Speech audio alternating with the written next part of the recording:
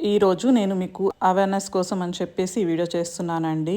And మీలో చాలా మందికి తెలిసి ఉండొచ్చు లేదా తెలియకపోయి ఉండొచ్చు. నాకు మాత్రం తెలిసిన కొత్తలో మాత్రం నేను చాలా షాక్ అయ్యాను. నేను క్లౌడ్ కిచెన్ స్టార్ట్ చేసిన కొత్తల్లో మా హస్బెండ్ ని కోకో పౌడర్ తెమ్మన్నాను. అంటే బేకింగ్ సప్లై స్టోర్స్ ఉన్నాయి ఇక్కడ నెల్లూరులో, 2 హోల్సేల్ జ్యూసెస్ కి అండ్ ఎసెన్స్ అవన్నీ అమ్మే ప్లేసెస్ ఉంటాయి కదా. అలా నాకు తెలిసి 2 షాప్స్ ఉన్నాయి. ఆ 2 షాప్స్ కి వెళ్ళి మా హస్బెండ్ ని కోకో పౌడర్ తెమ్మను అనమాట.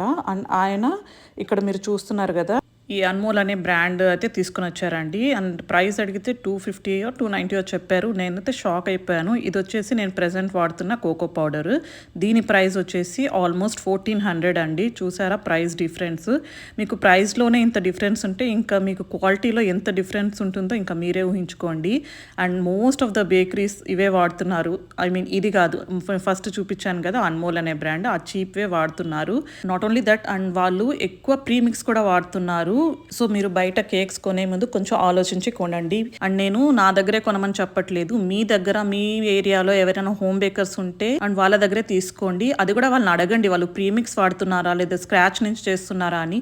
ప్రీమిక్స్ వాడేటట్లయితే అస్సలు వాళ్ళ దగ్గర కేక్స్ తినొద్దు, తీసుకోవద్దు. ఎవరైతే స్క్రాచ్ నుంచి చేస్తారో వాళ్ళ దగ్గర మాత్రమే మీరు తీసుకోండి.